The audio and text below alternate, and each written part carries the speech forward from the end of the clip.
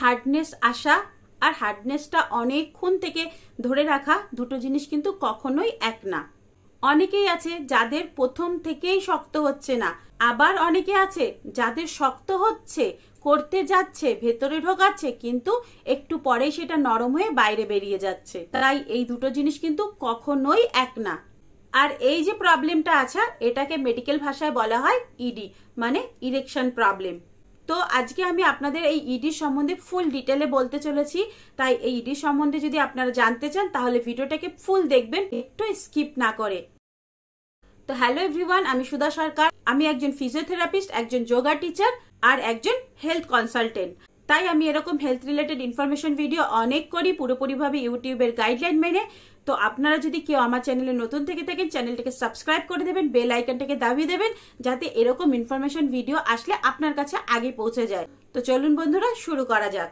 তো আজকে আমি বলবো, এই যে শক্ত হলো, পার্টস অনেক গরম হলো, অনেক উত্তেজনা আসলো, অনেক এক্সাইটেড লেভেলও আসলো, কিন্তু সময় মতো গিয়ে কিছুই কাজ হলো না।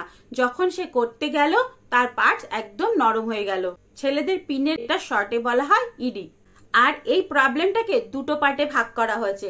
ফার্স্ট পার্ট হচ্ছে তার প্রথম থেকেই দাঁড়াচ্ছে না, উত্তেজনা আসছে কিন্তু তার পার্টসে একদম হার্ডনেস আসছে না। অ্যাক্টিভিটি করতে গেল, খুব ভালোভাবে স্টিমুলেট হয়েছে, খুব ভালোভাবে উত্তেজনাও এসেছে, খুব ভালোভাবে গরমও করা হয়েছে।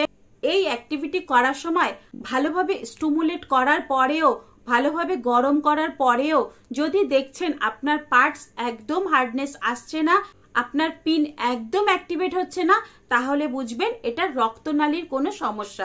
মানে আপনার যে পিন আছে সেখানে ভালোভাবে ব্লাড সার্কুলেশন হচ্ছে না, ভালোভাবে রক্ত প্রবাহিত হচ্ছে না। হয় আপনার রক্তনালীতে কোথাও ব্লকেজ এসেছে, না হলে কোনো নালিকা দেবে গেছে, তা না হলেও রক্তের মধ্যে কোনো সেলের আকার চেঞ্জ হয়ে গেছে, যার ফলে ব্লাড আপনার পিনে পুরোপুরিভাবে পৌঁছাতে পারছে না। আর যদি ব্লাডই পৌঁছাতে না পারে তাহলে আপনি কত স্টিমুলেট করুন, কত গরম করুন, পিন কিন্তু একটুও শক্ত হবে না। এখন বলি সেকেন্ড পার্ট। আপনাকে ভালোভাবে স্টিমুলেট করা হলো, ভালোভাবে গরম করাও হলো, পিন ভেতরে ঢুকিয়ে দেওয়া হয়েছে, আর এই অ্যাক্টিভিটি চালু হয়ে গেছে। হঠাৎ ফিল করলেন আপনার পিন একদম নরম হয়ে বাইরে বেরিয়ে গেছে, একদম ঢিলা হয়ে গেছে। বেশিরভাগ ছেলেদের এই টাইপটাই হয়ে থাকে। ফার্স্ট টাইপ যদিও কারোর এরকম নাও হতে পারে, কিন্তু সেকেন্ড টাইপের যে ইডি আছে সেটা কিন্তু অনেক ছেলেদেরই হয়ে থাকে। প্রথমে তো ভালোভাবে শুরু করলো, কিন্তু এটা বেশি টাইমে থাকলো না। আর এই কারণেই ছেলেরা কিন্তু প্রচন্ড পরিমাণে নিজেকে নিয়ে দুশ্চিন্তা করে, ডিপ্রেশনে পড়ে যায়, আর মনে মনে অনেক ধরনের কথা চলে আসে। দেখুন, এই অ্যাক্টিভিটিটা এমনই একটা জিনিস যেটাতে যদি কোনো সমস্যা হয় চিন্তা তো হবেই। আর এই চিন্তার কারণে কিন্তু তারা নিজেদের উপরে কনফিডেন্স একদম হারিয়ে ফেলে। ধীরে ধীরে সংসারে আনবান হয়ে যায়, অশান্তি হয়ে যায়, পার্টনারের সাথে প্রচন্ড পরিমাণে ঝামেলা লেগে যায়। ছেলেরা ভাবে আমি তো ভালোভাবে করছি, সবই করছি, আমার এরকম কেন হচ্ছে। তো চলুন এখন বলি এর কারণগুলো কি। টাইপ 1, যেটা প্রথম থেকেই তার দাঁড়াচ্ছে না, এটার ফার্স্ট কারণ হচ্ছে এক্সেসিভ হ্যান্ড প্লে। যদি কেউ এক্সেসিভ হ্যান্ড প্লে করে তাহলে তার টাইপ 1 ইডির সমস্যা হতে পারে। মানে ইচ্ছে তো হচ্ছে, উত্তেজনা আসছে, স্টিমুলেটও করছে, কিন্তু পার্টস কোনোভাবেই সাথ দিচ্ছে না। সেকেন্ড কারণ হলো তার নার্ভে ব্লাড ফ্লো উইক হয়ে গেছে। যদি কোনো কারণে তার নার্ভে ব্লকেজ আসে, ব্লাড ফ্লো প্রপারলি হচ্ছে না, তাহলেও কিন্তু তার পার্টস একদম দাঁড়াবে না। টাইপ 2 মধ্যে পড়ে প্রথমে তো ভালোভাবে সবকিছু চলছিল, বাট মাঝ রাস্তায় এসে স্টপ হয়ে গেল। এর কারণ হতে পারে প্রপারলি আন্ডারওয়্যার না পরা। কোনো ছেলে যদি তার প্রপারলি আন্ডারওয়্যার না পরে, খুব টাইট আন্ডারওয়্যার পরে, তাহলে কিন্তু তার এই প্রবলেমটা হতে পারে। তার যে বলগুলো আছে সেগুলোর যদি টেম্পারেচারের কোনো প্রবলেম হয় তবুও কিন্তু তার এই প্রবলেমটা হতে পারে। এছাড়াও ভেরিকোসিল, হাইড্রোসিল, এই প্রবলেমগুলোর জন্য কিন্তু তার টাইপ 2 ইডি হতে পারে। তো চলো, এখন তো আমরা কারণগুলো জেনে নিলাম, কিন্তু সলিউশন তো চাই। তো চলো এখন তার সলিউশনটা বার করে ভালোভাবে উত্তেজনাটাও আসুক, আর ভালোভাবে লং টাইম সেটা টিকেও থাকুক, সেটার দিকে ধ্যান দেই। আর এই শক্তটা অনেক টাইম ধরে থাকার জন্য আপনাদের প্রথমে ধ্যান দিতে হবে ডিএইচ এর উপরে। ডিএইচটা কি? যেটা হলো type of omega 3 fatty acid. তাদের ধমনী বা শিরাতে যদি কোনো রকমের ফ্যাট জমা হয়ে যায় তাহলে কিন্তু ব্লাড ফ্লোর অনেক প্রবলেম হয়। কারণ তাদের শিরা বা ধমনীর মধ্যে যদি কোনোভাবে ফ্যাট জমা হয়ে যায় তাহলে কিন্তু এই ব্লাড ফ্লোর অনেক অসুবিধা হয়। আর এই অসুবিধার মধ্যে এই ডিএইচে কিন্তু অনেক হেল্প করে, যেটা ওমেগা 3 ফ্যাটি অ্যাসিড। এটা শুধু আপনার ইরেকশনকে বেটার করে না, এটা আপনার ডায়াবেটিসকে কমায়, হার্ট হেলথকে ভালো রাখে। যাদের অর্থরাইটিস আছে তারা যদি নিজেদের খাবারের মধ্যে রেগুলার এই ডিএইচে রাখে আর তাছাড়াও যদি ডিএইচে যুক্ত খাবার খায় তাদের কিন্তু অনেক ইম্প্যাক্ট করে।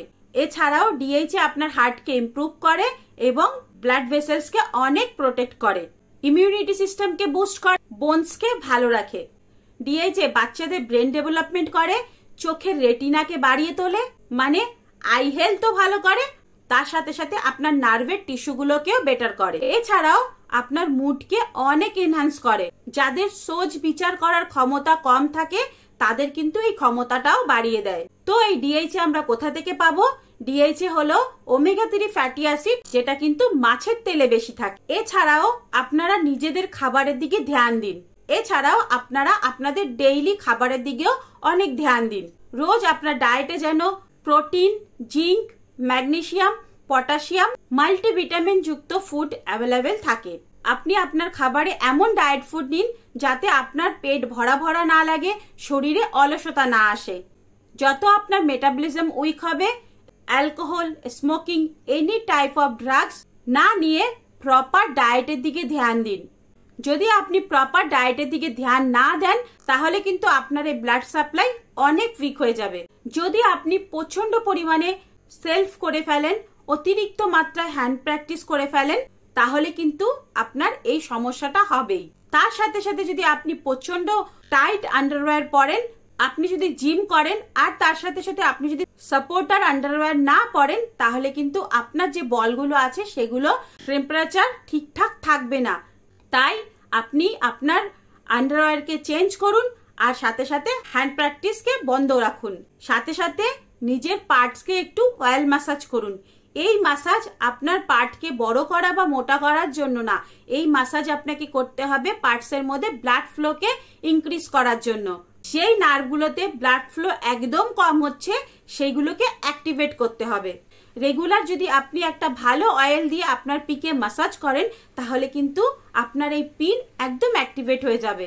তার সাথে সাথে রেগুলার আপনি কিগেল এক্সারসাইজ করুন। কিগেল এক্সারসাইজ এমন একটা এক্সারসাইজ যেটা আপনার পেলভিক মাসেল, পেলভিক ফ্লোর আর আপনার যে রিপ্রোডাক্ট মাসেল আছে, অ্যাবডোমেনের যে মাসেলগুলো আছে সেইগুলোকে একদম স্ট্রং করে তোলে।